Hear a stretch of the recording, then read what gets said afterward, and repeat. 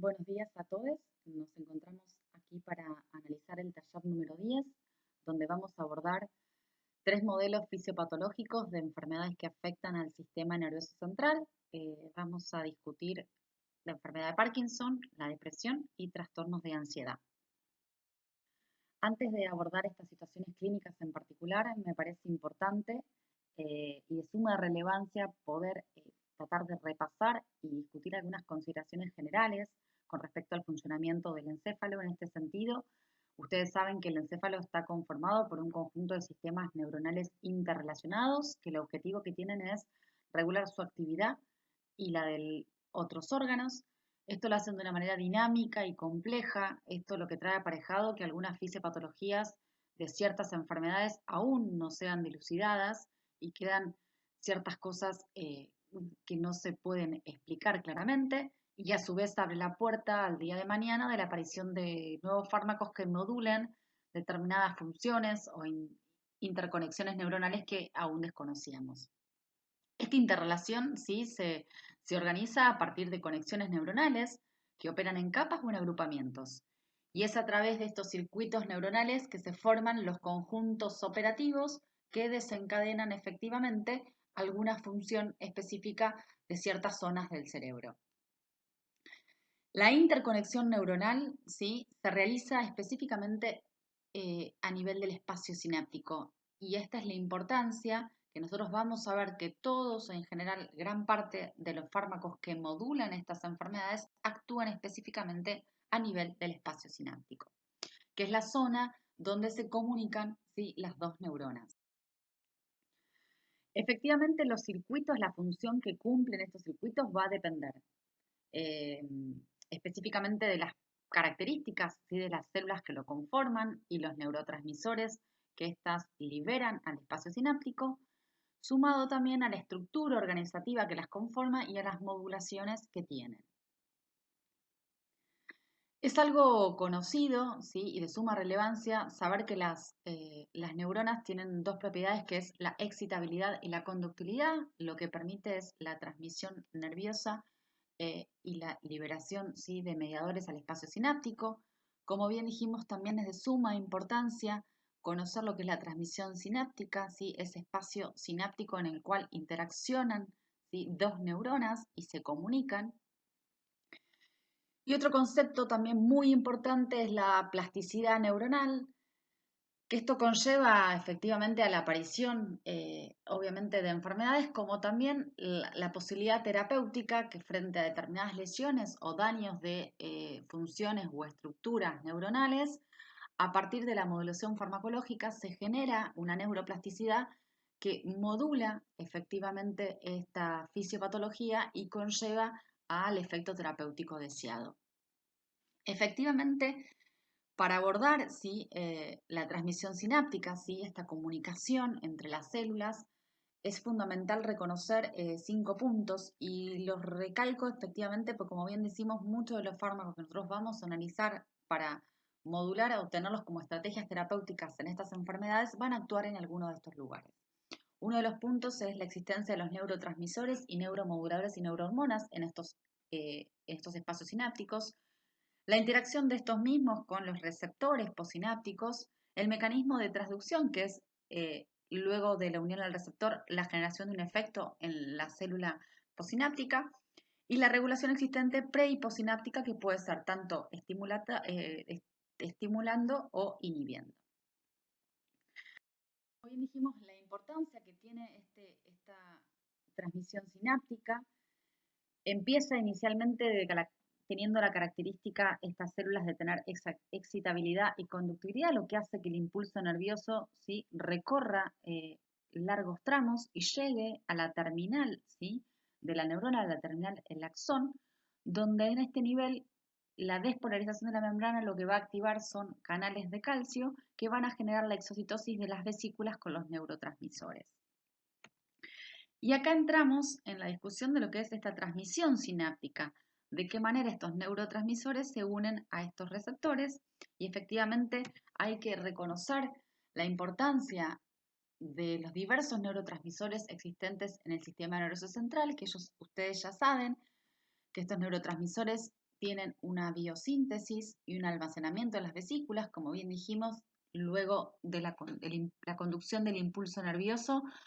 A partir de la entrada de calcio se genera la exocitosis al espacio sináptico y luego estos neurotransmisores dejan de ejercer su acción porque desaparecen de este espacio y desaparecen primero con un mecanismo de difusión que son absorbidos por el torrente sanguíneo. Otro de los mecanismos es la degradación enzimática en el mismo sitio sináptico y otro de los mecanismos de alguna forma es que se remuevan de este espacio mediante lo que es la recaptación. Tipo 1 y tipo 2, es decir, presináptica y posináptica. Y en esta recaptación estos pueden ser o reacumulados en las vesículas, pero la mayor parte de las veces son degradados por determinadas enzimas.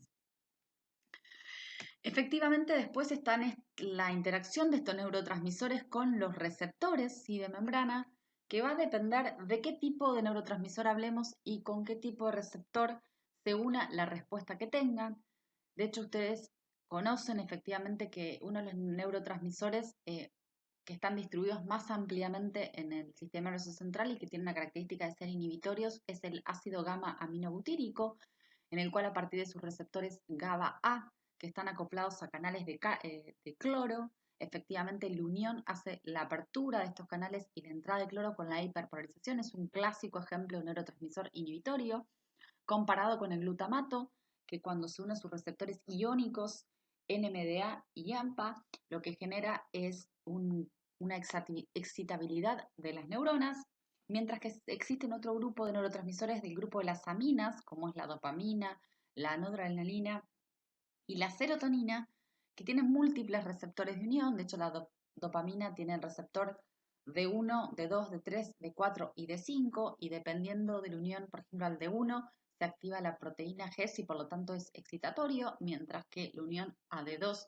es acoplado a la proteína G y por lo tanto va a generar acciones inhibitorias.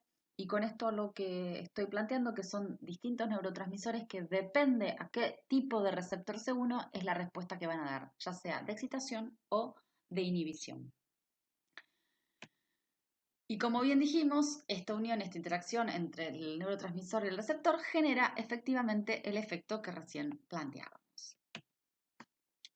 Otro de los puntos también existentes en esta transmisión sináptica es la regulación pre y postsináptica. De hecho, por ejemplo, existen receptores en las terminales presinápticas de tipo alfa 2, que como ustedes saben están unidos a proteína GI, que la activación de estos mismos generaría la inhibición, ¿sí?, de la liberación de neurotransmisores. Entonces, es un modo más de modular efectivamente la acción de esta sinapsis. Y esto lo decimos efectivamente porque vamos a ver que son todos estos lugares, ¿sí?, donde son los dianas, ¿sí?, o los sitios en los cuales uno va a modular efectivamente con los distintos fármacos. Vamos a empezar a discutir inicialmente lo que es la enfermedad del Parkinson, ¿sí? Como ustedes bien saben, es una enfermedad de tipo neurodegenerativa que se caracteriza por la destrucción precoz, ¿sí?, de un grupo de neuronas nigroestriadas, específicamente de la parte compacta de la sustancia negra. Por lo tanto, lo que va a haber es una pérdida efectivamente de las concentraciones de dopamina, ¿sí? Estas fibras nigroestriadas lo que tienen como neurotransmisor primordial es la dopamina. Por lo tanto, se caracteriza esta enfermedad por tener una disminución de la concentración de dopamina. Más allá de la afección específicamente de estas neuronas nigroestriadas, también secundariamente a esta afectación se genera una neurodegeneración más global.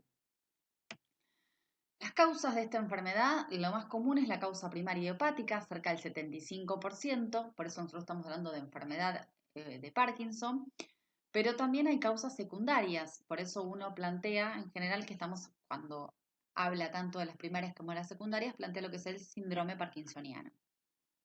Con respecto a las afecciones secundarias, quizás para recalcar es el uso de fármacos, ¿sí? Algún grupo de neurolépticos como es el haloperidol, la risperidona, que tienen como efecto adverso efectivamente la aparición de síntomas parkinsonianos, y lo recalco acá porque vamos a ver en las posibilidades dianas o modulaciones de esta fisiopatología van a tener un rol en los antagonistas muscarínicos, que son en general de primera línea de tratamiento en la aparición de los síntomas parkinsonianos en los pacientes con tratamientos con neurolépticos. Después, obviamente, hay otras patologías que traen aparejado la aparición de este síndrome, como pueden ser ciertos traumatismos encefalocraneanos repetidos, ACV, algunos cuadros de encefalitis, infecciones, entre algunas. En general es una enfermedad poco prevalente, ¿sí? En los mayores de 60 años es el 1%, en relación hombre-mujer 3 a 2, pero lo planteamos acá quizás como ejemplo de qué manera se modulan los circuitos neuronales que estamos planteando, que es un ejemplo bastante claro y didáctico. Bien, con respecto a la clínica de estos pacientes, está caracterizada ¿sí? por síntomas motores, como ustedes saben, específicamente por una rigidez extrapiramidal que se manifiesta a partir del signo de la rueda dentada, ¿sí? Y es la imposibilidad a veces de generar la flexibilidad de las articulaciones. Otro de los puntos muy categóricos sí es la bradiquinesia, es la lentitud de los movimientos que realizan estos pacientes, ¿sí? Les impide iniciar movimientos y a su vez terminar adecuadamente los movimientos. De hecho, muchas veces están rígidos durante mucho tiempo, sentados sin moverse y tienen pocos movimientos sí, voluntarios. De hecho, tienen pocas expresiones faciales, poco parpadeo, ¿sí? Están como si fuesen caras de porcelana. Otro de los puntos importantes motores es la inestabilidad postural y la alteración de los reflejos posturales que trae muchos problemas al caminar, al coordinar ¿sí? el equilibrio y coordinaciones de ciertos movimientos más finos. Y todo efectivamente esto está acompañado también de trastornos neurovegetativos con disfunciones autonómicas, ¿sí? Un ejemplo de esto son la presión arterial disminuida y también la afección efectivamente que tienen eh, de afecciones de otro tipo de músculo, como son los tractos digestivos, lo que acarrea la posibilidad del paciente de una limitación efectivamente a la ingesta oral. Un dato importante de la función de la dopamina es con respecto a las cuestiones cognitivas y mnésicas, ¿sí? Efectivamente, la dopamina es muy importante para mantener un ánimo estable, efectivamente, y generar los procesos de aprendizaje y memorización. Por lo tanto, es muy frecuentemente que este déficit de dopamina que caracteriza esta enfermedad, estos pacientes se asocien trastornos cognitivos y cuadros de demencia. Bien, para empezar a hablar un poquito de la fisiopatología antes, es importante conocer tanto la biosíntesis como la degradación de este neurotransmisor, como la dopamina conforma, digamos, el grupo de las aminas, como bien dijimos anteriormente, las cuales se sintetizan a partir del aminoácido la tirosina. La tirosina a partir de la hidroxilasa se convierte en L-dopa, que luego se descarboxila y se termina convirtiendo en dopamina, la cual es secretada a nivel sináptico y se une a los receptores, como bien dijimos, de D1 a D5. Dependiendo qué tipo de receptor D1 va a ser el efecto que tengamos. De hecho, como bien dijimos, de D1 y D5 se asocian a proteínas GS, por lo tanto van a tener una acción excitatoria, mientras que D2, D3 y D4 se acoplan a la proteína GI, con lo cual van a tener una acción primordialmente inhibitoria a las neuronas que activen. Bien, como bien planteamos anteriormente, ¿sí? Ejemplificamos claramente el eje que tiene o la importancia que tiene la dopamina con respecto a la función motora fina que se manifiesta con todo el ejemplo de los síntomas que aparecen en el Parkinson, pero a su vez tiene un tema muy importante, como bien lo manifestamos con respecto al tema del ánimo, ¿sí? Que es la gratificación, el placer y la euforia, que también estos se ven afectados claramente en estos pacientes. La degradación, ¿sí? El grupo de las aminas, una enzima involucrada en la degradación de las aminas es la monoaminoxidasa, que es de tipo A y de tipo B, ¿sí? Y otra de las enzimas que puede agregar la dopamina, que esta es más específica de la dopamina, es la catecol o metiltransferasa. Efectivamente, estas enzimas se encuentran ¿sí? en los espacios sinápticos, digamos, en la sinapsis, y lo que generan ¿sí?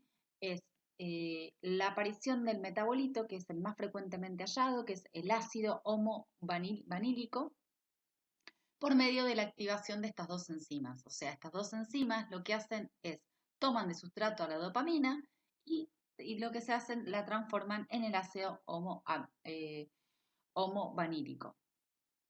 Efectivamente, estas enzimas pueden actuar individualmente o pueden actuar secuencialmente en la degradación de esta sustancia.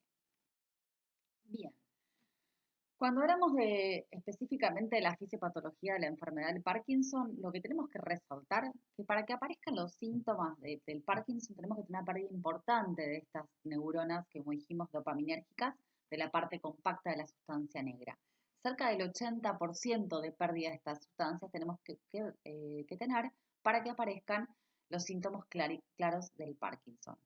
Y esto ocurre no solo en esta enfermedad, sino en múltiples enfermedades o cuando hablamos de la funcionalidad de algún órgano, ¿sí? O alguna glándula, ¿sí? Tenemos que tener la afectación de un porcentaje importante de la misma para que realmente aparezca la sintomatología. Ejemplo de esto es, por ejemplo, la diabetes. Si yo afecto un 10% del páncreas, efectivamente la funcionalidad no se va a ver afectada, pero si yo afecto más de un 70-80%, sí van a aparecer los efectos de esa destrucción. Bien, como dijimos, efectivamente la enfermedad de Parkinson conlleva trastornos motores importantes. De hecho, cuando uno define el cerebro, genera los haces para estimular los haces a nivel hacia la médula espinal para generar un tipo de movimiento. Lo que también hace es que da haces a nivel de los ganglios de la base para modular estos movimientos y que se hacen adecuadamente. No solo para modular efectivamente los movimientos finos, sino para mantener un tono y efectivamente lograr hacer los movimientos adecuadamente y coordinadamente. Cuando hay una afección a nivel de estas modulaciones, se generan los trastornos motores, que uno de los ejemplos esta es enfermedad de Parkinson. Como bien dijimos, la corteza motor entonces modula inicialmente fibras descendentes hacia la médula para ejercer estos movimientos y a su vez estimula al cuerpo estriado y a la sustancia negra, la parte compacta. Específicamente, la sustancia negra, la parte compacta, es la que tiene fibras dopaminérgicas, ¿sí? Son estas fibras nigroestriales moduladas por dopamina que van a tener dos tipos de vía. Una vía excitatoria modulada por el receptor D1 acoplado a GS y una vía inhibitoria a partir de D2, ¿sí? Que está acoplado a proteína G. Esta vía D1, sí, como bien dijimos, vienen las fibras nigroestriales, ¿sí? Hacia el cuerpo estriado, lo que hace estimula a la neurona estriada, quien con un haz gabérgico, o sea, con fibras inhibitorias, bloquea, ¿sí? Efectivamente, la activación de estas fibras gabérgicas de la parte reticular de la sustancia negra. Por lo tanto, al bloquear estas fibras, libera el tálamo, el cual puede estimular efectivamente la corteza motora para modular, ¿sí? Los movimientos. Esta sería la vía excitatoria debido a que tenemos dopamina que estimula a las fibras del cuerpo estriado. La otra vía es la vía D2, ¿sí? Que es la vía inhibitoria, ya que esta dopamina se une al receptor de tipo 2 y por lo tanto lo que hace es inhibir esta neurona del cuerpo estriado que va a conducirse hacia el globo pálido. Lo que esto permite, ¿sí? Al inhibir esta vía, es que el globo pálido mantenga esta inhibición sobre el núcleo subtalámico y al mantener esta inhibición hace, ¿sí? Que se bloquee la estimulación, ¿sí? Hacia la parte reticular de la sustancia negra. Es decir, tanto la vía inhibitoria como la vía excitatoria como la vía inhibitoria, lo que van a terminar de hacer en conjunto va a ser bloquear efectivamente que estos haces gabérgicos inhiban al tálamo y por lo tanto se active la estimulación a la corteza. En la enfermedad de Parkinson lo que dijimos que no tenemos dopamina porque estas neuronas se destruyeron, hay una neurodegeneración y por lo tanto no hay neuronas para conducir estos haces dopaminérgicos hacia el cuerpo estriado. Por lo tanto, efectivamente no se va a activar esta vía, ¿sí? Inicialmente la vía inhibitoria hacia la sustancia reticular de la sustancia negra, por lo tanto las eferencias inhibitorias hacia el tálamo se van a activar y se va a bloquear efectivamente la conducción a la corteza. Otra de las vías que hablamos de la vía inhibitoria, efectivamente al no tener esta inhibición, ¿sí? Lo que vamos a tener es la inhibición del cuerpo estriado, perdón, del globo pálido externo, por lo tanto no se va a inhibir a la núcleo subtalámico, el cual efectivamente va a estimular a esta sustancia reticular para que logre enviar las fibras, ¿sí?, inhibitorias al tálamo y efectivamente, ¿sí?, bloquear la conducción de las fibras hacia la corteza. Es decir, lo que terminan haciendo la desaparición de la dopamina, ¿sí?, las fibras nigroestriales, es que el tálamo, ¿sí?, se libera esa inhibición que había y por lo tanto disminuye la actividad locomotora, ¿sí?, o estimuladora de la corteza con la consiguiente aparición de la bradiquinesia. Un punto importante es que no solo tiene una regulación en el cuerpo estriado a partir, sí, de la dopamina, sino también hay un neurotransmisor importante que media estas funciones, que es la acetilcolina, que lo que tendría es una acción estimulante, a diferencia de la vía dopaminérgica de tipo 2 inhibitoria. Al generar esta vía estimulante, efectivamente activaría, ¿sí?, a la sustancia subtalámica, al núcleo subtalámico específicamente, lo que va a hacer es estimular las fibras que van inhibitorias hacia el tálamo. De hecho, fíjense en el Parkinson, donde efectivamente se destruyen estas fibras nigroestriales, entonces empieza la acetilcolina, que sigue presente, que no se afectó su biosíntesis ni sus neuronas, a tener un rol más importante. Esto es importante para resaltar porque uno de los lugares de modulación va a ser el bloqueo de esta activación, que frente a la falta de dopamina está en aumento. Y como bien dijimos, va a ser uno de los principales tratamientos del Parkinson secundario al uso de neurolépticos. Bien, este es otro gráfico. La idea es que elijan el gráfico que a ustedes les parezca más simple para poder recordar esta modulación.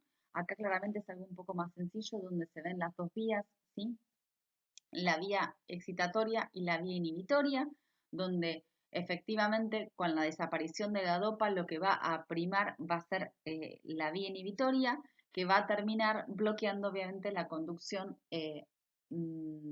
nerviosa hacia la corteza a partir del tálamo. Pero bueno, la idea de poner otro gráfico es para que elijan el que a ustedes les parezca más interesante o más fácil para poder entender esta fisiopatología. Conociendo este mecanismo y eje central en el déficit de dopamina, uno de los principales sitios de modulación va a ser efectivamente administrarle al paciente, sí, dopamina. Esto se hace con levodopa, a la cual siempre se le asocia lo que es carbidopa, porque la administración de levodopa aislada va a hacer que la descarboxilasa periférica haga que se destruya, que se transforme en dopamina a nivel local y no pase intacta la barrera hematoencefálica para cumplir su acción a nivel central. Entonces, una alternativa es administrar levodopa asociado, sí, a carbidopa para permitir el acceso al sistema nervioso central. Objetivamente, además de administrar a la levodopa, otra posibilidad puede ser agonizar, digamos, darle agonistas dopaminérgicos. Estos ejemplos tenemos los derivados de la ergotamina, como la carvedilina, bromocriptina y pargolida. También está la apomorfina y los nuevos fármacos como el pramipexol y ropinidol. Aquí están todos, sí, anotados. Después es importante, va a ser definir que no todos van a tener, más allá que tienen eficacia farmacológica, porque todos son agonistas de dopamina, la eficacia clínica no es la misma para todos y a su vez, más allá de ese punto que es eje central, es que también algunos efectivamente también por efectos adversos o por otras situaciones han sido retirados del mercado. Entonces es importante frente cuando uno analiza las clasificaciones es rever cuáles de estos fármacos aún tienen utilidad en la patología, ¿sí? De hecho, efectivamente, en la práctica, los que más se usan son los nuevos agonistas dopaminérgicos. Entonces, de alguna manera la dopamina o agonicé su efecto. Otra de las cosas puede ser inhibir su metabolización, ¿sí? De hecho, lo que puedo hacer es inhibir a la MAO o inhibir a la COM con los inhibidores de estas enzimas, ya sea ceregilina, rasagilina, talcapona o entacapona. No es para que recuerden el nombre, sino es para que tengan una idea de, la idea es que existen varios fármacos que pueden inhibir una u otra de las enzimas. Como bien dijimos, otro de los sitios de modulación, ¿sí?, es dar antagonistas muscarínicos para disminuir efectivamente el rol que tiene la acetilcolina frente a la disminución de dopamina a nivel del cuerpo estriado. Y estos son dos ejemplos, como el viperideno y el triexifenidilo, ¿sí?, que son fármacos que se indican, como bien dijimos, en los síntomas parkinsonianos por uso de neurolépticos. Y otro fármaco que tiene un rol que es poco conocido en términos de la fisiopatología, de hecho es un antiviral, la mantadina, también tendría un rol pero secundario. Fíjense entonces que nosotros, de alguna manera, entendiendo la fisiopatología, estamos viendo cómo modulamos objetivamente el déficit de dopamina que genera esta enfermedad. Vamos a avanzar con el segundo tema, sí, que es los trastornos de ansiedad. Primero es importante definir que la ansiedad es una respuesta normal, si es una respuesta anticipatoria frente a un daño o un peligro inminente, eh, que se acompaña efectivamente de un sentimiento de euforia y de síntomas somáticos y conductas evitativas que generan malestar. Y como decíamos bien, la ansiedad es una sensación o estado emocional que es una respuesta habitual frente a situaciones de estrés. Es como una señal de alerta que lo que nos permite es advertir ese peligro y de alguna forma adoptar las medidas necesarias para enfrentarnos a las distintas situaciones, ¿sí? De hecho, efectivamente, de alguna forma la ansiedad se lo considera como un umbral emocional que a nosotros nos permite de alguna forma mejorar el rendimiento y la actividad frente a las adversidades de la vida cotidiana. Como bien dijimos, es un proceso normal, pero ¿cuándo se transforma en un trastorno psiquiátrico, en algo patológico?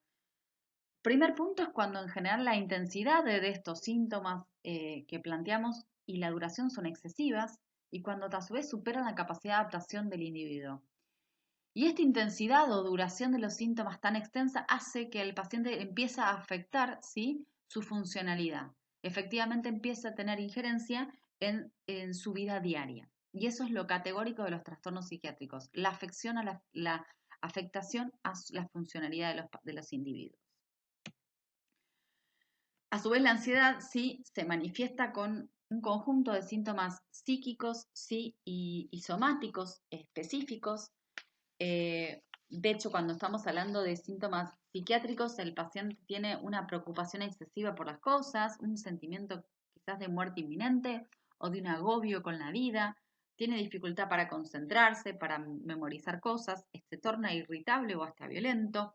Estos son los síntomas un poco psíquicos del paciente que interfieren con su vida. Y también se acompaña de síntomas somáticos que también son bastante limitantes, que pueden ser palpitaciones, mareos, inestabilidad, temblores, hasta puede llegar a aparecer ciertas parestesias o disnea o trastornos gastrointestinales o problemas a nivel sexual, ¿sí? Bien, como bien dijimos, entonces se transforma en algo patológico cuando incide en la vida del paciente y está acompañada por estos síntomas que planteamos. Acá está la clasificación del DSM-5, ¿sí? La ansiedad tiene varios tipos o especificidades.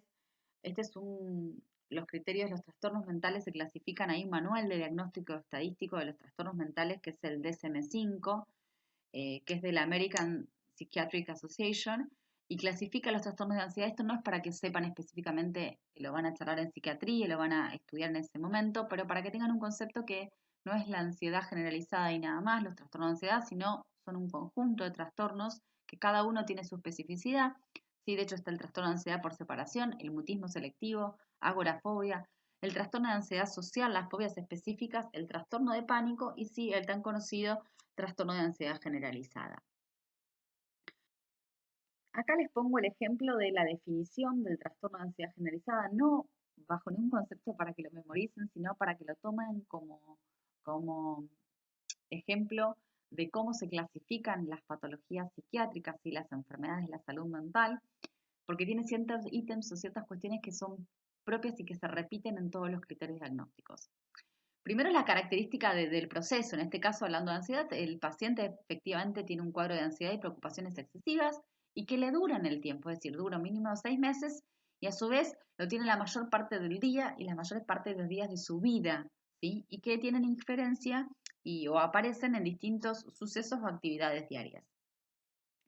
Efectivamente es difícil de controlar para el paciente, de hecho no lo puede controlar esto, y a su vez se asocian de 3 de los siguientes 6 síntomas, que no son más que los que planteamos hoy, estos síntomas psíquicos y somáticos que el paciente presenta, que puede ser desde inquietud, agitación, hasta las cuestiones físicas de sudoración, cefalea, palpitación.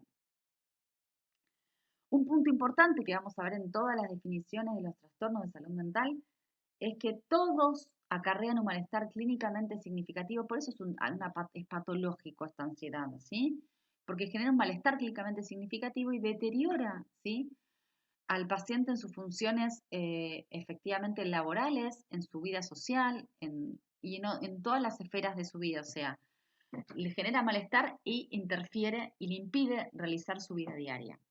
Y otro de los 2 puntos que siempre es importante destacar, que no se explica esta causa por el consumo de sustancias, ni tampoco por otra afección médica clínica, y tampoco lo explico por otro trastorno mental.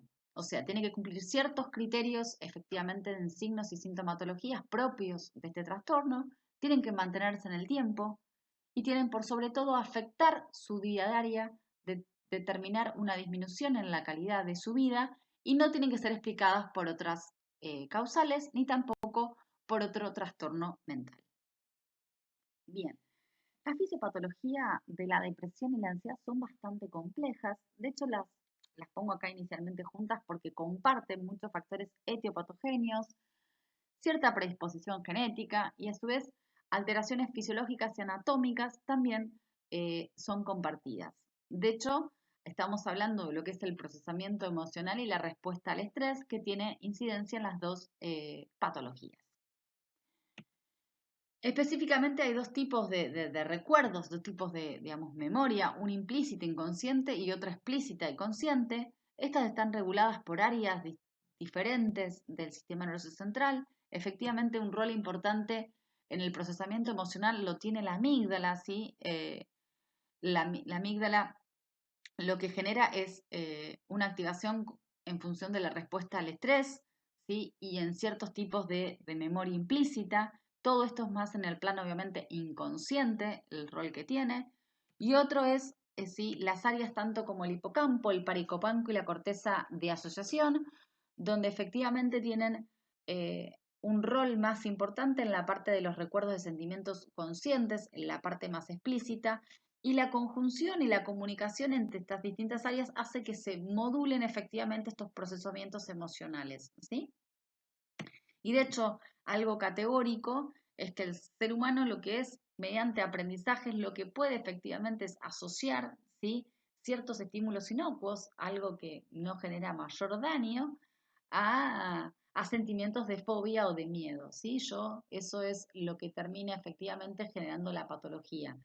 Es la posibilidad de asociación de algo que no es lesivo o es inocuo a un temor sí desmedido y que no es real, ¿sí?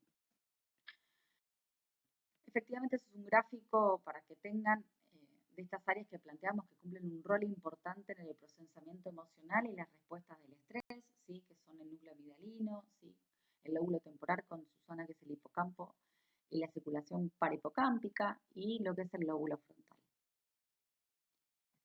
Bien. Como bien dijimos anteriormente, ¿sí?, la fisiopatología tanto de la depresión, ¿sí?, o de la ansiedad está muy relacionada con las afecciones de algunas de estas áreas, ¿sí?, y sus neurotransmisores. Y efectivamente existen 2 vías del procesamiento emocional, una directa, que va efectivamente luego de alguna amenaza, algún estímulo, se activan las vías aferentes y van hacia el tálamo, el cual desde el tálamo se activan fibras hacia la amígdala, esta sería la vía directa, y la vía indirecta que antes de ir hacia la amígdala, hace un relevo inicial en la corteza para luego ir hacia la amígdala. Efectivamente, estas dos vías se encargan de procesos distintos inicialmente, aunque luego se interrelacionan para terminar de generar una respuesta única. Inicialmente, la primera vía, la vía directa que va hacia la amígdala, activa efectivamente al hipotálamo y con ello un montón de activaciones hormonales, ¿sí? Neuroendocrinas que generan efectivamente una expresión somática inconsciente, son respuestas que se generan totalmente inconscientes. Y después también lo que aparece a partir de la activación, ¿sí? De la vía indirecta o mediante a su vez la misma amígdala que estimula a otras zonas, ya sea la corteza cingulada anterior, la corteza prefrontal o el hipocampo.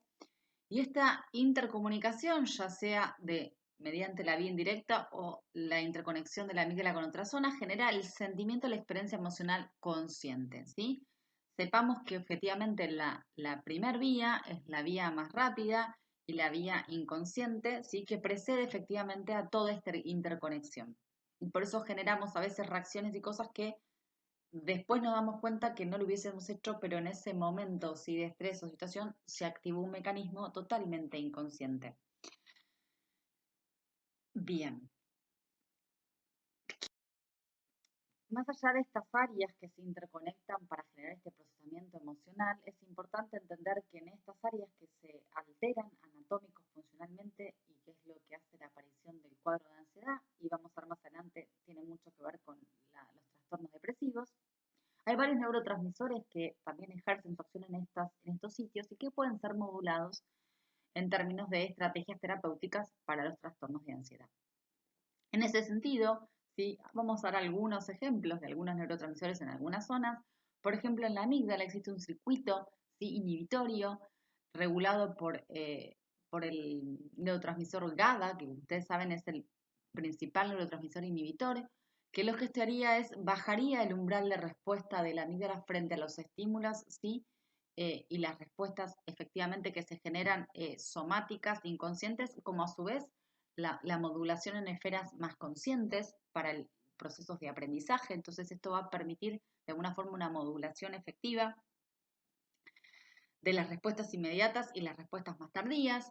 Esto lo podemos modular mediante agonistas, ¿sí? GABAérgicos como las benzodiazepinas o los barbitúricos. Ahora, un poco más adelante vamos a analizar específicamente estos receptores que son, como bien dijimos antes, son receptores asociados a canales de cloro, por lo tanto su activación lo que va a conducir es un pasaje del extracelular al intracelular del cloro, del ion cloro, generando una hiperpolarización sin la membrana con la disminución de la respuesta de esas neuronas. Otro de los importantes neurotransmisores, ¿sí? Es la serotonina, que tiene un rol muy importante en el ánimo y los trastornos del ánimo que conlleva su déficit, efectivamente. Y también tiene una importancia en lo que es el comportamiento social y en otras cuestiones como la memoria, aprendizaje. Pero el eje que queremos plantear acá es principalmente lo que es el comportamiento social y el ánimo que tienen que ver con estos trastornos efectivamente de ansiedad. Hay un ejemplo que a nivel del hipocampo, ¿sí? Le estimula, o sea, tendría una afección a partir de los receptores serotoninérgicos, con lo cual en la modulación efectivamente con un grupo de antidepresivos, los cuadros de ansiedad se podrían controlar. Efectivamente, no todos los trastornos de ansiedad responden de la misma manera a los antidepresivos y específicamente un grupo que son los que inhiben la recaptación de serotonina, ¿sí? Que son los IRS, que específicamente tienen un rol trascendental en la terapéutica del trastorno de ansiedad generalizado y las agorafobias. También vamos a ver que hay otros tipos de antidepresivos que vamos a detallar más adelante que tendrían un rol secundario, pero también tienen utilidad, como son los antidepresivos tricíclicos. Pero efectivamente vemos nosotros como agonizando algunos neurotransmisores inhibitorios como el GABA o estimulando de alguna manera la acción de la serotonina, se podría modular efectivamente algunos de los trastornos sí, de ansiedad.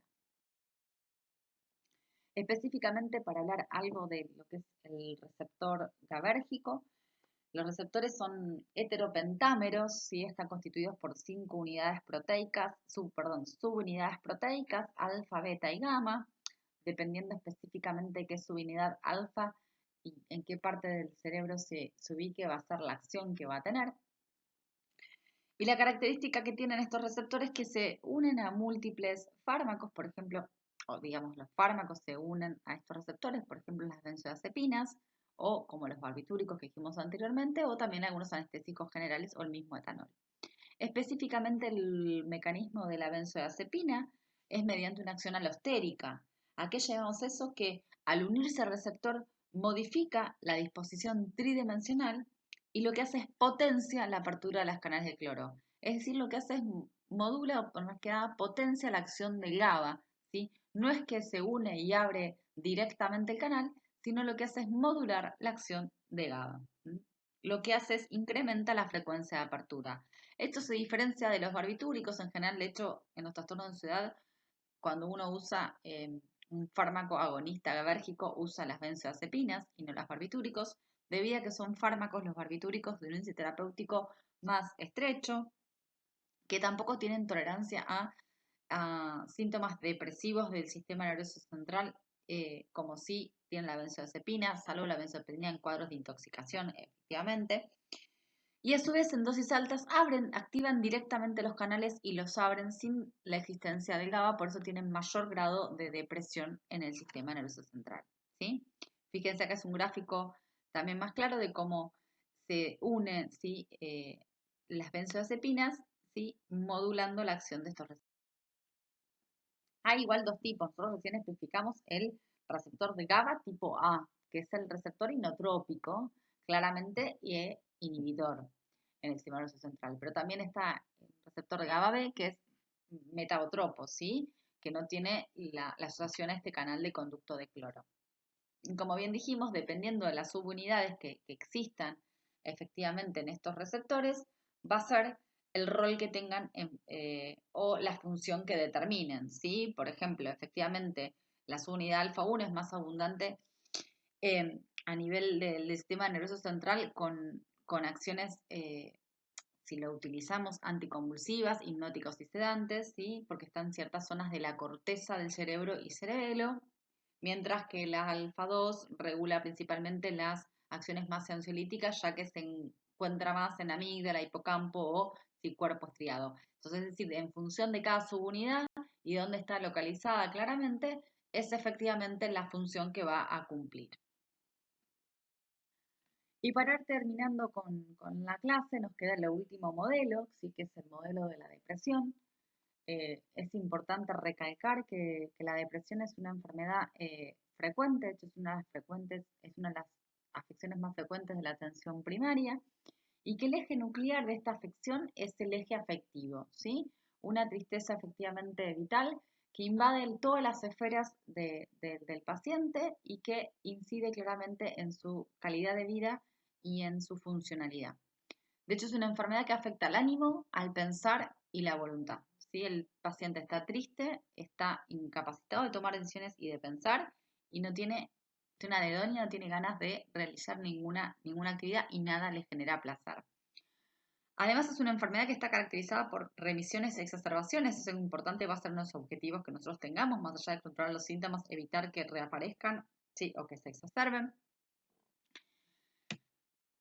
Y otra de las cosas que hay que recalcar, como le dijimos bien cuando hablamos de los trastornos de ansiedad, tanto la depresión como la ansiedad son efectivamente señales primarias, son mecanismos de alguna forma que nosotros tenemos para poder adaptarnos a las complejidades de la vida diaria, ¿sí? Son mecanismos adaptativos, pero como vimos nosotros, en función de su duración y de intensidad de sus síntomas, que hace que nosotros no podamos adaptarnos y empiece a interferir en nuestras vidas que se transforman en patológicos. Pero en sí, efectivamente, tanto la depresión como la ansiedad son elementos que efectivamente nos dan herramientas de adaptación a la vida que llevamos y es normal que aparezcan. Pero como todo, tiene que ver con la intensidad de estos síntomas y la duración en el tiempo y por sobre todo la interferencia con la vida del paciente. Como bien dijimos nosotros, la depresión, el eje fundamental, ¿sí?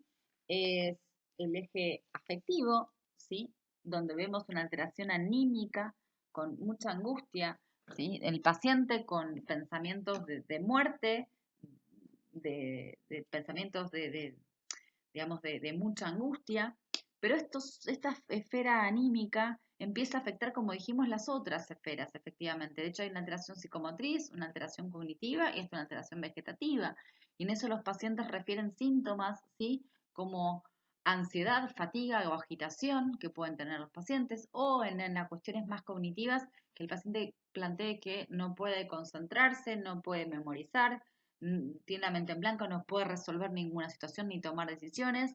Y en el aspecto más vegetativo, efectivamente vemos que el paciente puede o no comer o comer mucho más, o sea, y aumentar o descender marcadamente de peso, como también no tener un sueño efectivamente reparador o tener hasta un insomnio muy marcado que conlleva efectivamente riesgos físicos muy, muy graves.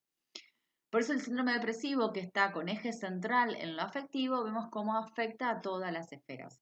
Y un punto importante también es la alteración del pensamiento, ¿sí? Este pensamiento que más allá de que yo no pueda tomar decisiones efectivamente y que tenga la mente en blanco, acarrea efectivamente pensamientos de culpa, pensamientos de ruina, pensamientos de la aparición de enfermedades y un riesgo muy alto es la aparición efectivamente de ideas suicidas. ¿Por qué hablamos de depresión? Efectivamente, como dijimos, son los principales diagnósticos en atención primaria. Sí, igual sepan que una cosa son síntomas depresivos que aparecen asociados a algo reactivo, alguna enfermedad, alguna patología determinada. Otra cosa es la enfermedad, que es la depresión mayor, que es entre un 5 y un 10%, ¿sí? De la población en atención primaria. Y fíjense cómo, como vamos a analizar más adelante en términos de la fisiopatología, pacientes más críticos, o sea, internados o con comorbilidades como diabetes o ACV, enfermedades crónicas, llega hasta un 10 a un 20%. Acá vamos a ver el rol que tiene, ¿sí? Lo que es las comorbilidades y los procesos inflamatorios crónicos en el desarrollo de la depresión. Y un punto importante, que gran parte de estos pacientes en realidad consultan por síntomas físicos, por lo tanto es importante poder indagar en las otras cuestiones de las esferas anímicas y las alteraciones de los pensamientos para diagnosticar a estos pacientes. Y otro punto muy importante que nosotros también abordamos acá, eh, eh, este tema, para que ustedes también sepan que los antidepresivos no solo tienen utilidad, más allá que nosotros los vamos a ver acá, nosotros vimos claramente cómo efectivamente cuando vimos el mecanismo de dolor, vimos el rol que tenían ¿sí? Los antidepresivos, específicamente los antidepresivos tricíclicos, como amitriptilina, duloxetina o venlafaxina en el manejo, digamos, del dolor, específicamente el dolor neuropático como coadyuvantes. Entonces vemos que no solo van a tener un uso específico en la depresión, sino, de hecho, gran parte de las administraciones de las indicaciones de los antidepresivos, más del 60% tienen que ver efectivamente con otras patologías, como planteamos en la clase anterior, el dolor sí, neuropático o en trastornos funcionales como son la fibromialgia o colon irritable o cuadros de enuresis, o como vimos anteriormente con los trastornos de ansiedad. Bien, un poco lo mismo que le vimos antes de una ansiedad. Yo tengo que clasificar al paciente porque tiene que tener ciertos síntomas y signos durante un tiempo determinado, ¿sí? Y tengo que excluir que efectivamente sea otra causa. Por lo tanto, fíjense que yo digo, necesito 5 síntomas durante 2 semanas y efectivamente el paciente tengo que partir de que tenga un ánimo depresivo, efectivamente la mayor parte del día, tenga anedonia, no tenga, digamos, interés en realizar ninguna actividad y nada de lo que antes le daba placer le da. Se suma a estos síntomas, como dijimos, que son estos síntomas que afectan las esferas psicomotriz, cognitiva y neurovegetativa, que no los vamos a repetir porque un poco ya los planteamos, pero fíjense que entonces los sumo a estos criterios. Como bien dijimos, por un lado no cumple los criterios de otra patología, como un bipolar, que es importante diferenciar porque la terapéutica es totalmente distinta, más allá que por momentos tenga síntomas depresivos, ¿sí? Cada trastorno bipolar tiene una fisiopatología y una terapéutica específica. Por otro lado, el eje también que dijimos es que esto tiene que generar un malestar clínico y afectar el funcionamiento del paciente en todos los ámbitos, social, laboral, en esferas personales, ¿sí? Y otra de las cosas que son definir que no obedecen al consumo de sustancias ni otra patología clínica general y tampoco en este caso la depresión no están explicados por un proceso de duelo, ¿sí? Bien. Fíjense que esto es depresión mayor. ¿Y por qué depresión mayor? Porque nosotros vamos a ver que la evidencia real de los fármacos es en la depresión mayor y no en la depresión menor o en la distimia, efectivamente. ¿Sí? Salvo situaciones particulares que uno defina tratar al paciente porque quizás no mejora, porque tiene mucha interferencia en su vida. La evidencia real de los antidepresivos es con la depresión mayor. ¿Sí? Fíjense que tanto la depresión menor o la distimia son cuadros más leves en términos sintomáticos y específicamente lo que es la dispinea es un desorden más crónico con un aspecto más psicológico que quizás tanto orgánico biologicista. ¿Cómo se genera la depresión? Dijimos que tiene un mecanismo también bastante parecido a la ansiedad. Hay múltiples ¿sí?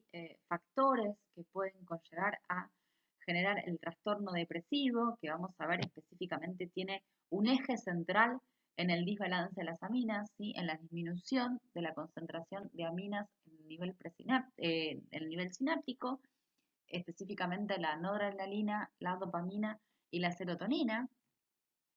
¿Y cómo se conlleva este desequilibrio? Efectivamente, hay varios procesos. Uno de los puntos o los factores es efectivamente los genéticos, ¿sí?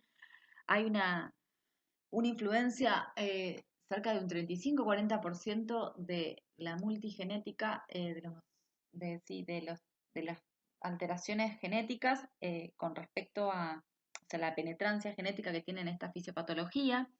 Específicamente se ha analizado la mutación de un gen transportador de la serotonina, donde una variación de un alelo corto hace que frente a un estrés el paciente manifieste, ¿sí? Un cuadro de depresión. Otro de los factores son los antecedentes ¿sí? Personales, algunos hasta familiares de maltrato infantil, abuso y abuso de drogas. Dos conceptos importantes son lo que es la neurodegeneración y la neurogénesis, ¿sí? Que vamos a ver que tiene mucha implicancia estos procesos con los procesos inflamatorios, lo mismo que determinadas comorbilidades que tienen mayor riesgo ¿sí? de depresión eh, por varios mecanismos. Uno es por estimulación de los procesos inflamatorios, como vamos a ver en un ratito, y otro eje también es el estrés. El estrés efectivamente genera una activación ¿sí? del eje hipotálamo hipoficiario adrenal y esto también es un eje importante ¿sí? en la aparición de la depresión y como bien vimos toda esta conjunción ¿sí? de factores impacta específicamente en las alteraciones fisiológicas, alteraciones anatómicas de las vías de procesamiento de las emociones y de respuesta al estrés y trae aparejado una depresión efectivamente de aminas a nivel sináptico con la sintomatología depresiva que aparece en función de esto. Un punto importante es discutir la inflamación, quizás no tanto en este momento como modulación de esta fisiopatología, porque todavía no existe un fármaco específico que haya demostrado evidencia clara en la depresión, pero sí abre la puerta, como bien vimos en la parte de las terapéuticas de patologías autoinmunes, de todos los sitios de modulación que tenemos con el conocimiento de la parte molecular más fina, efectivamente, la inflamación, y en este caso, entendiendo a la inflamación como un factor causal fundamental en el desarrollo de la depresión. Entonces me parece importante resaltarlo por esto y porque yo supongo que en el futuro efectivamente va a haber un montón de fármacos que incidan en esta modulación y por lo tanto van a tener un rol en esta patología eh, que hoy por hoy los fármacos existentes no tienen una evidencia sumamente destacada. Por un lado, frente a alguna respuesta inflamatoria periférica, lo primero que se activa son las microglías, ¿sí? Que recibe estos estímulos primarios y secreta, como bien vimos en la clase anterior, citoquinas, quimoquinas, múltiples mediadores inflamatorios, que lo que hacen es activan ¿sí? a los astrocitos, quienes amplifican este proceso inflamatorio. Por un lado, mediante la regulación del aumento de glutamato, ya sea porque aumenta su secreción o aumenta su recaptación, ¿sí? O sea, la liberación o disminuir la recaptación. Este aumento de glutamato lo que genera es una toxicidad, ¿sí? Una excitotoxicidad y una disminución efectivamente del factor neurotrófico cerebral, ¿sí? Que permite mantener un trofismo y efectivamente una vitalidad de las células. Por otro lado, a su vez, libera factor necrosis tumoral y disminuye el soporte trófico de un grupo de células importantes como los oligodendrocitos, ¿sí? Esto sumado a todo un estrés oxidativo que genera más excitotoxicidad y pérdida de elementos gliales, conlleva efectivamente a que las células degeneren, ¿sí? Empiezan a hacer un proceso de apoptosis, desmielinización, y efectivamente se alteran un montón de circuitos y funcionalidades neuronales. Acá están los múltiples, ¿sí? Fíjense, dianas plausibles de modular, con un rol muy importante que tienen interleuquina 1, 6 y el factor de necrosis tumoral. Bien, entonces como bien vimos, todos estos causales, todos estos factores conllevan un eje central que se ha demostrado claramente que es el desbalance de aminas. Acá hay claros ejemplos de tanto del sistema serotoninérgico, el dopaminérgico y el noradrenérgico, como se ha demostrado en algunos estudios o dosajes y demás, alguna afectación de alguna manera, de su actividad. En general, se ve que hay bajas concentraciones de estos neurotransmisores o sus precursores. A su vez, que hay, en el caso, por ejemplo, de la serotonina, hay disminución de los sitios de fijación de los transportadores.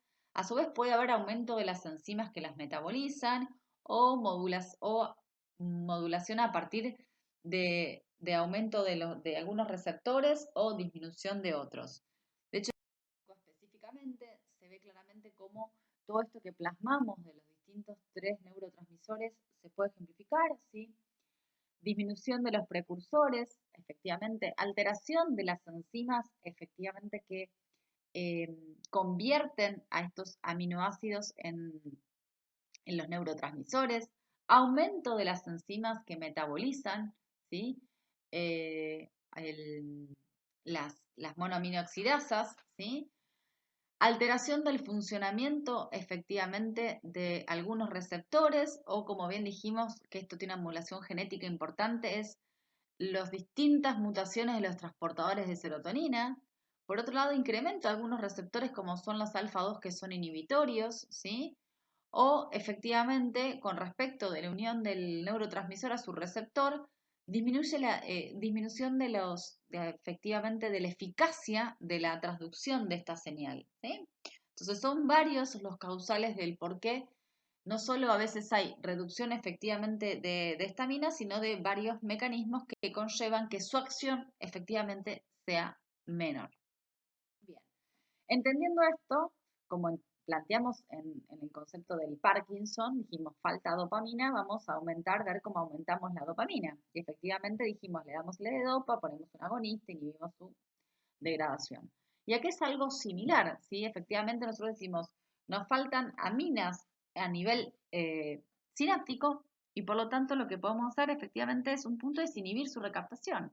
Nosotros sabíamos que las sustancias, los neurotransmisores, se lograba cortar su efecto y limitar su acción mediante efectivamente uno era la metabolización, ¿sí?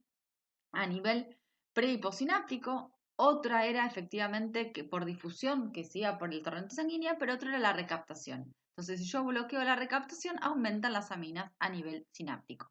¿Cómo lo puedo bloquear? Hay varios grupos de fármacos, ¿sí? Que inhiben la recaptación de aminas. Unos son los conocidos los antidepresivos tricíclicos, que lo que hacen, bloquean la captación de noradrenalina y de serotonina. Otro de los grupos son efectivamente los duales, que bloquean también la noradrenalina y la serotonina. Y después está el grupo de los SIRS, que son los inhibidores selectivos de la serotonina, que solo bloquean, ¿sí?, la recaptación de serotonina. A su vez hay un grupo atípico, ¿sí?, que dentro que están el bupropion, mirtazapina y otros, pero el bupropion es un ejemplo de ellos, que lo que hace es inhibe la recaptación no solo de noradrenalina, sino en este caso de dopamina, ¿sí? Efectivamente. O sea, aumenta la cantidad de dopamina. Mientras que estos anteriormente modulaban noradrenalina y serotonina. Ese es un punto de modulación, ¿sí? La recaptación, como bien decíamos, ¿sí? Pero después puede haber puntos también, inhibición de su degradación, inhibición de la monoaminoxidasa, ¿sí? Ejemplo de esto es la tranilcipramina, ¿sí? Como también vimos de la inhibición con respecto a la dopamina. Y otro de los sitios de modulación, ¿sí?, importantes y creo que cada vez más importante es antagonizar o agonizar algún receptor específico. Por ejemplo, en este caso es antagonizar un receptor de serotonina presináptico o de noradrenalina presináptico alfa 2, y si yo antagonizo estos son efectivamente receptores inhibitorios. Entonces, al bloquear, lo que hago es permito la exocitosis de las vesículas. Entonces, acá estamos viendo que yo no solo puedo inhibir la recaptación, ¿sí? O inhibir la monoaminoxidasa, sino tener efecto directo sobre el antagonismo o agonismo de determinados receptores, y en función de qué receptor sea, qué efecto voy a tener. Ejemplo de esto es, por ejemplo, la mirtazapina, que antagoniza los receptores efectivamente serotoninérgicos, presinápticos. A su vez tiene otros efectos sobre los receptores de noradrenalina, de alfa y histamina. Esto a veces lo que trae aparejado es cuando se afecta más de un receptor, son a veces efectos colaterales. De hecho, con el bloqueo H1, un efecto adverso que va a aparecer es la sedación. Otro es la trazadona, que no solo inhibe la recaptación de serotonina, como algún grupo de los antidepresivos, sino antagoniza ese receptor de serotonina presináptico. También tiene afección sobre el alfa y el H1.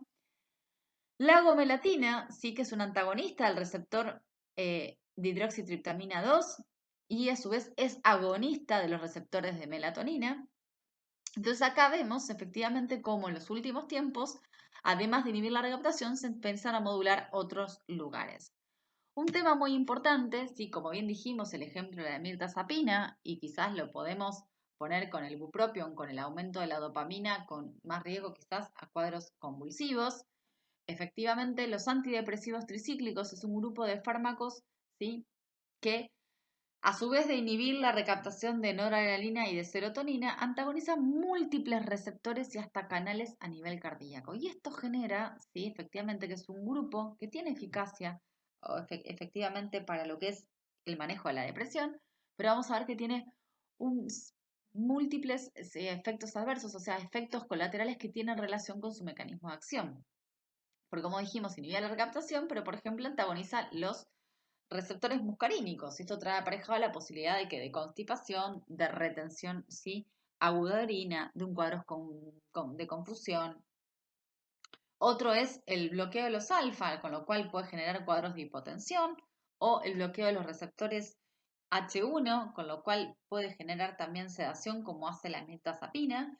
Y con respecto a los bloqueos de los canales de calcio y de sodio a nivel cardíaco, tiene riesgos de arritmias, y precisamente en pacientes con cierto riesgo, o sea, patologías cardiológicas de base, que hace que este grupo de fármacos efectivamente tenga cierto riesgo. De hecho, fíjense que entendiendo estos efectos adversos, vemos que un grupo de pacientes de mayor riesgo va a ser los pacientes ancianos, ¿no? Efectivamente, que quizás tienen hiperplasia prostática benigna y pueden hacer una retención de orina, o tienen alguna patología cardíaca con riesgo de generar alguna arritmia por el bloqueo de estos canales, pero el concepto general que efectivamente es no solo estos fármacos antidepresivos modulan la recaptación de las aminas que yo deseo, sino algunos antagonizan, ¿sí?, algunos de otros receptores, por lo cual yo tengo efectos adversos colaterales no deseados. Y específicamente, uno de los que más tienen son los antidepresivos tricíclicos. Y otro punto importante a recalcar, ¿sí?, que la acción farmacológica, ¿sí?, o sea, que tiene que ver con la farmacodinamia, el mecanismo de acción, la eficacia farmacológica, es decir, el aumento de aminas por las distintas vías, ¿sí?, o la acción directa de las mismas, se hace inmediatamente, rápidamente. Doy el fármaco, efectivamente lleva una concentración en el cuerpo que está dentro del rango terapéutico, y el fármaco hace su acción, ejerce su acción. Con respecto al aumento de aminas, esto no quiere decir que tenga el impacto clínico de disminución de las signos sintomatología. O sea, el paciente tranquilamente puede seguir, más allá de que aún tiene más aminas circulando, con un ánimo depresivo, con angustia, sin ganas de comer, sin poder dormir. La respuesta clínica efectiva tarda, ¿sí?, en general, cerca de 6 a 8 semanas, a veces un poco menos, a veces a partir de la cuarta semana una respuesta. Y esto es lo que nos habla un poco del concepto que hablamos inicialmente de lo que es esta neuroplasticidad, ¿sí? Lo que genera el aumento de estas aminas son adaptaciones secundarias más complejas mediante la neuroplasticidad, que resuelven efectivamente estos trastornos que hablamos, que no solo era por depresión de aminas, sino por alteración, ¿sí?, de los circuitos de los procesamientos emocionales y la respuesta al estrés, donde se empiezan a generar nuevas interacciones neurológicas con un aumento de la cantidad de aminas otorgadas efectivamente por estos fármacos. Este es un cuadrito para que tengan la clasificación, no es para que lo memoricen, esto lo van a discutir con más detalle efectivamente en la parte cuando empecemos a ver lo que es eficacia clínica de las distintas situaciones de salud. Y con esto hemos concluido, espero que les haya sido de utilidad. Cualquier duda me avisen.